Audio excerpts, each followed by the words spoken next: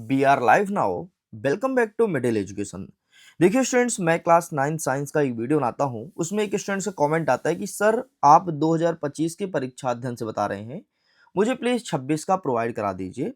तो देखिए बेटा, 2025 और 26 का जो परीक्षा अध्ययन है ना, अंदर का कंटेंट पूरा का पूरा सेम है। उन्होंने एक क्वेश्चन तक को चेंज नहीं किया है। तो मैं इसलिए इस परीक्षा अध्ययन से वीडियो बना रहा हूं, ताकि जिस स्टूडेंट के पास 25 का है देन बेहतर है, 26 का है देन बेहतर है, कोई दिक्कत की बात नहीं है, क्वेश्चन सेम है। जिस क्वेश्चंस को मैं टिक कराता हूं आप उन्हें पढ़ लीजिए। इसलिए मैं 2025 के परीक्षा अध्ययन से वीडियो रिकॉर्ड कर रहा हूं।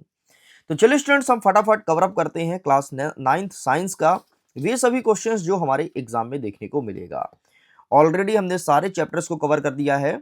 अंतिम चैप्टर बचा है चैप्टर नंबर 11 और 12, और आज के इस वीडियो में ये भी कवर करने वाले हैं, मतलब टोटल हो जाएगा कंप्लीट। तो इसको मैं थोड़ी जूम कर देता हूं। Okay, all right.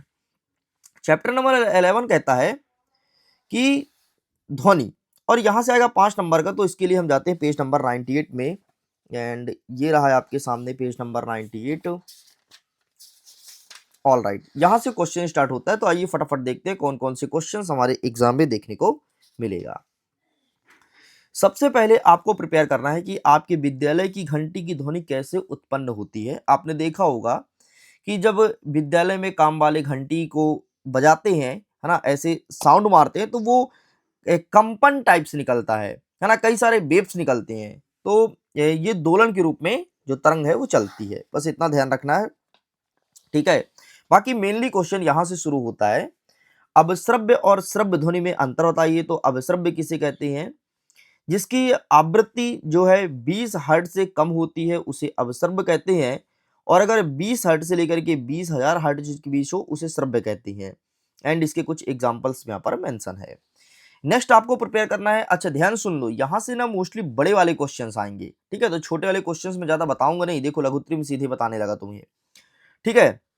सबसे पहले आपको देखना है कि ध्वनि तरंग के परावर्तन के दो अनुप्रयोग लिखिए, ठीक है। तो ये आपके एग्जाम में देखने को मिलेगा। ये दीर्घोत्तरीय 3 और 7 में है, तो इसका आंसर मैं दिखा दूंगा, डोंट वरी, ठीक है। नेक्स्ट हमें देखना है कि चमगादड़ अपना शिकार पकड़ने के लिए पराश्रव्य ध्वनि का उपयोग किस प्रकार से करता है, ठीक है। तो ये हमारे एग्जाम में देखने को मिलेगा। नेक्स्ट, अनुप्रस्थ तरंगे और अंदर तरंगे में डिफरेंस क्या है, इसे प्रिपेयर करना है। बाकी कोई क्वेश्चन नहीं आएगा, सब छोड़ दीजिए, ठीक है। बाकी यहां से भी कोई क्वेश्चन नहीं आएगा, स्किप कर दीजिए। नेक्स्ट आपको देखना है कि पराश्रव्य का अनुप्रयोग क्या होता है, पराश्रव्य का यूज कहां होता है। तो सबसे पहले चमगादड़ रात्रि में चलने के लिए करता है पराश्रव्य ध्वनि का उपयोग, ठीक है। और देखते हो जो जहाज वगैरह समुद्र वगैरह होता है ना, तो समुद्र जो पानी के अंदर चलता है, तो पानी की गहराई का पता लगाने के लिए इस चीज का इस्तेमाल करता है। जैसे टाइटैनिक जहाज एक बार डूब गया था, तो भाई ऐसे जहाज डूबे ना, इसलिए ये चीज काम आता है, ठीक। और समुद्र की गहराई ज्ञात करने के लिए तो कई सारे इसके यूजेस हैं, एक बार देख लेना, तुम्हारा काम हो जाएगा। अच्छे स्टूडेंट सुनो, अगर तुम्हें गर्मी में ना क्लास 10th की बेहतरीन प्रिपरेशन करनी है, एनसीईआरटी सभी सब्जेक्ट को इन डेप्थ तरीके से पढ़ना है कि हाँ सर एक बार एनसीईआरटी पढ़ा दीजिए गर्मी में। देखो अभी नहीं, अभी तो तुम्हारा एग्जाम खत्म होगा, अभी तुम कुछ दिन भाई घूमोगे फिरोगे चिल करोगे, है ना। तो 10 दिन आप घूम फिर लो, फिर उसके बाद प्रॉपर क्लास लेते हैं और एनसीईआरटी पढ़ाएंगे। ज्यादा नहीं पढ़ाएंगे, एक दिन में 1 घंटे या 2 घंटे, बस मजे मजे से पढ़ लो, वीडियो देख लो, ज्यादा फोकस नहीं करना, केवल एक एक बार चीजों को सुन लो, समझ लो। इससे क्या फायदा मिलेगा, जब आप स्कूल ज्वाइन करोगे ना और आपके टीचर्स पढ़ाएंगे, तो आपसे एनसीईआरटी बहुत पहले से बनने लगेगी, है ना। टीचर को लगेगा कि बाप रे ये भाई कहाँ से पढ़ लिया। तुम्हारा दोस्त सोचेगा भाई गर्मी में तो हमने चिल किया, लेकिन इसने कैसे पढ़ लिया।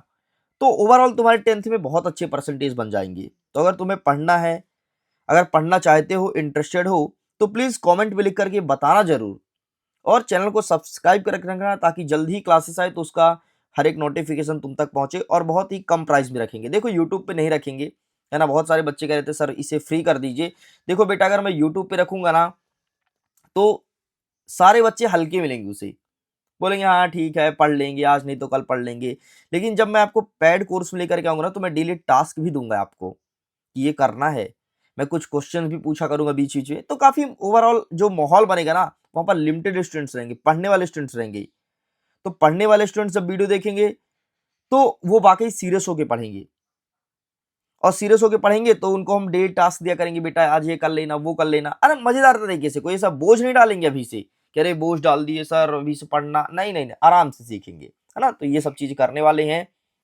अगर तुम तैयार हो तो बताना जरूर, है ना, हम लोग डिस्कस करेंगे। चलिए आगे देखते हैं नेक्स्ट क्या कहता है कि अनुरणन क्या है, ठीक है, कैसे काम करता है, तो ये हमारे एग्जाम में देखने को मिलेगा, तो इसे भी अच्छे से प्रिपेयर कर लीजिएगा। चलिए बाकी यहां से कोई क्वेश्चन नहीं आएगा, छोड़ दीजिए। नेक्स्ट आ गया आपका चैप्टर नंबर 12 खाद्य संसाधन में सुधार। आइए देखते हैं यहां से कौन कौन से क्वेश्चन हमें तैयार करना है। सबसे पहले उस कंपोस्टिंग का नाम बताइए जिसका निर्माण केंचुए की सहायता से होता है, तो वो वर्म कंपोस्टिंग है, ये आपको प्रिपेयर करना है। अंतरा फसलीकरण से आप क्या समझते हैं, तो दो या दो से अधिक फसलों को एक साथ एक ही खेत में निश्चित क्रम में या पैटर्न में उगाया जाना ही अंतर फसलीकरण कहलाता है। नेक्स्ट आपको देखना है कि बृहद पोषक क्या है और इसे बृहद पोषक क्यों कहते हैं, तो ये आपको प्रिपेयर करना है। बृहद पोषण की संख्या 6 होती है, जैसे nitrogen, phosphorus, potassium, calcium, magnesium, sulphur. ठीक, अंतर फसलीकरण क्या है, तो अभी मैंने तुम्हें बताया, तो ये चीज प्रिपेयर करना, बाकी कुछ नहीं आएगा। आगे बढ़ते हैं, खरपतवार किसे कहते हैं, तो कृषि योग्य भूमि में उगने वाले अनावश्यक पौधे जो कृषि को नुकसान पहुंचाते हैं या फसल को नुकसान पहुंचाते हैं उसे कहते हैं खरपतवार। जैसे होता है गोखुर, घास और दूब, है ना, तो ये सब खरपतवार होते हैं। अंतर फसलीकरण जरूर पढ़ लेना, मैं फिर से कहता हूं, बार बार एग्जाम में देखने को मिलेगा, ठीक है। बाकी यहाँ से ज्यादा कोई क्वेश्चन आ नहीं रहा, छोटे वाले क्वेश्चन बनेंगे। हाँ ये आएगा भाई डिफाइन करने को कि वर्म कंपोस्टिंग क्या है, हरी खाद क्या है और जैव उर्वरक क्या है, ये तीनों अच्छे से पढ़ लेना। वर्म कंपोस्टिंग क्या होता है, जो केंचुए की सहायता से खाद तैयार की जाती है उसे वर्म कंपोस्टिंग कहते हैं। जैव उर्वरक तो जानते ही हो, है ना, जो मार्केट में मिलता है तुम्हारे नाइट्रोजन युक्त उर्वरक खाद, उसे जैव उर्वरक कहते हैं। और हरी खाद क्या है, जो पेड़ पौधे वगैरह का, जैसे कि तुमने फसल की कटाई की तो जो फसल का नीचे का डंठल बच जाता है ना, उसको तुम खाद के रूप में कन्वर्ट कर दो, वो तुम्हारा हरा खाद कहलाएगा। चलो आगे बढ़ते हैं, ठीक है। मधुमक्खी पालन का महत्व तो इसे अच्छे से प्रिपेयर कर लीजिएगा और हरी खाद के बारे में, ठीक। बाकी यहाँ से कुछ नहीं पढ़ना, सब कुछ छोड़ दो, तुम्हारा काम हो जाएगा। फसल सुरक्षा प्रबंधन के 3 उपाय, मतलब फसल को हम किस प्रकार से बचा सकते हैं। सबसे पहले फसल को चूहे और कीट से बचाना चाहिए, अच्छी पैदावार वाली बीज को खेत में डालना चाहिए और फसल को अधिक सिंचाई से बचाना चाहिए। अधिक सिंचाई से तुम्हारा मृदा का क्षरण होता है भाई, है ना, तो ये चीज ध्यान रखना। चलिए आगे बढ़ते हैं। नेक्स्ट, सिंचाई के स्रोत कौन कौन से हैं हमारे भारत देश में, नहरें हैं, कुआं है और नदी जल उठाव प्रणाली है और तालाब है, इससे सिंचाई करते हैं। और अंतिम में ये टिप्पणी जरूर याद रखना मधुमक्खी पालन पर, सबसे ज्यादा मधुमक्खी पालन और मुर्गी पालन पर टिप्पणी आता है, ठीक है। तो ये दोनों चीज प्रिपेयर करना, बस इतना आपको पढ़ना है, इतने में आपका काम हो जाएगा। बाकी अगर 10th क्लास की एनसीईआरटी पढ़ना है तो उसके लिए क्या प्लान है एक बार बताइएगा जरूर। और टेलीग्राम पर जुड़ जाओ, टेलीग्राम पर हर एक अपडेट दिया जाता है, लिंक डिस्क्रिप्शन बॉक्स में दिया गया है। अपने दोस्तों को भी वीडियो शेयर कर दीजिए ताकि अगर वो भी सीरियस हो, वो भी पढ़ना चाहता हो, तो हम लोग बढ़िया ग्रुप बना के पढ़ेंगे और बहुत अच्छी चीजों को सीखेंगे समझेंगे। चलिए मैं वीडियो एंड करता हूँ, थैंक्स फॉर वॉचिंग, बाय।